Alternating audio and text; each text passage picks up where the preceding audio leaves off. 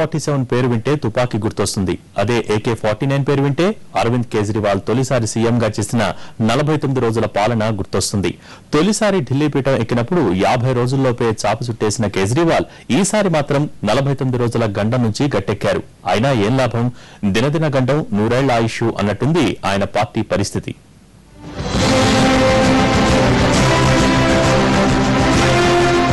Delhi assembly ఎన్నికల్లో super majority సాధించి పీఠమెక్కారు అరవింద్ కేజ్రీవాల్. ఫిబ్రవరి 14న ప్రమాణ స్వీకారం చేసిన ఆయన సీఎంగా 49 రోజులు పూర్తి చేసుకున్నారు. 49 రోజులన్న మాట వింటేనే ఆమ్ ఆద్మీ పార్టీ నేతల్లో గుబులు మొదలవుతోంది. ఎందుకంటే తొలిసారి అధికారం చేపట్టినప్పుడు ఆయన పీఠంపై కూర్చున్నది 49 రోజులే. ఇంకోసారి అలాంటి తప్పు చేయనంటూ ఢిల్లీ ఓటర్లను బతిమిలాడి మరోసారి ఎన్నికల్లో గెలిచారు. సక్సెస్ఫుల్ గా 49 రోజుల గండం గట్టెక్కారు.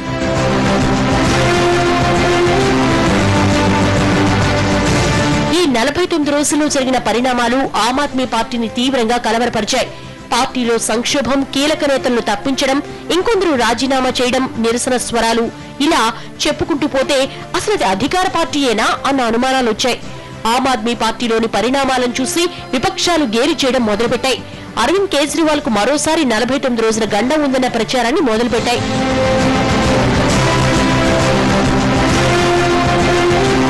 సీఎం కుర్చీ ఎక్కగానే అరవింద్ కేజ్రీవాల్ అనారోగ్యం బారిన పడడం, చికిత్స కోసం 15 రోజులు బెంగళూరుకు వెళ్లడం, ఇంతలో పార్టీలో అవాంఛనీయ పరిణామాలు వార్నింగ్ బెల్స్ లా మారాయి. పార్టీలో అంతర్గత సంక్షోభం ముదిరిపోయింది. ప్రశాంత్ భూషణ్, యోగేంద్ర యాదవ్లు అసమ్మతి గళం వినిపించారు. వారిని పార్టీ జాతీయ కార్యవర్గం నుంచి తొలగించారు. తర్వాత పార్టీ క్రమశిక్షణ కమిటీ నుంచి తప్పించారు. పార్టీ అంతర్గత లోక్పాల్ పదవి నుంచి నేవీ మాజీ చీఫ్ ఎల్ రామదాస్ ను పంపించింది. ఇలా ఢిల్లీ పీఠమెక్కి 50 రోజులు కూడా కాకముందే పార్టీలో అనేక పరిణామాలు ఆప్ శ్రేణుల్ని కలవరపరిచాయి.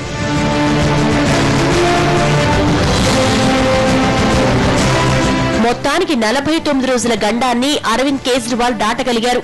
కానీ అంతటితో సంబరపడాల్సిందేమీ లేదు. ఒడిదుడుకులతోనే సాగుతోంది కేజ్రీవాల్ పాలన. ఆమ్ ఆద్మీ పార్టీపై జనం పెట్టుకున్న ఆశలు అలాగే ఉన్నాయి. ఇచ్చిన హామీల్లో కొన్ని మాత్రమే నెరవేరాయి. విద్యుత్, నీటి ఛార్జీల్లో సబ్సిడీ, డీడీసీ ఏర్పాటు లాంటి నిర్ణయాలు పబ్లిక్ లో మంచి ఇమేజ్ నే సంపాదించి పెట్టాయి. కానీ మున్సిపల్ కార్పొరేషన్ కు నిధులు విడుదల చేయకపోవడంపై విమర్శలు వచ్చాయి. 21 మంది ఎమ్మెల్యేలను పార్లమెంటరీ సెక్రటరీలుగా నియమించడం వివాదాస్పదమైంది.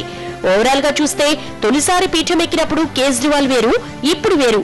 ఈ మార్పు స్పష్టంగా కనిపిస్తోందంటున్నాయి పార్టీ నేతలు. దూకుడు తగ్గించి మెల్లమెల్లగా పాలనను పట్టాలెక్కిస్తున్నారు కేజ్రీవాల్.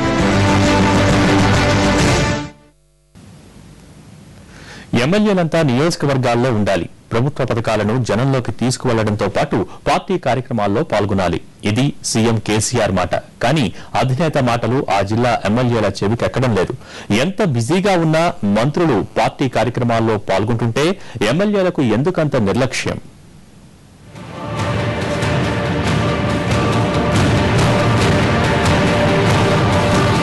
ఆదిలాబాద్ జిల్లాను క్లీన్ స్వీప్ చేసింది టీఆర్ఎస్.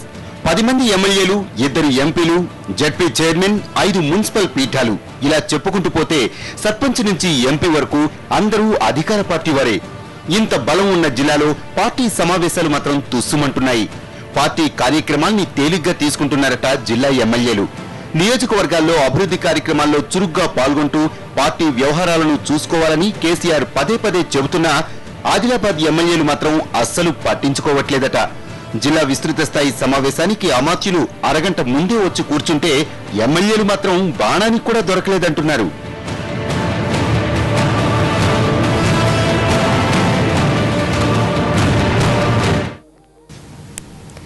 ఇది ఇవాల్టి ఆఫ్ ది రికార్డ్. నమస్తే.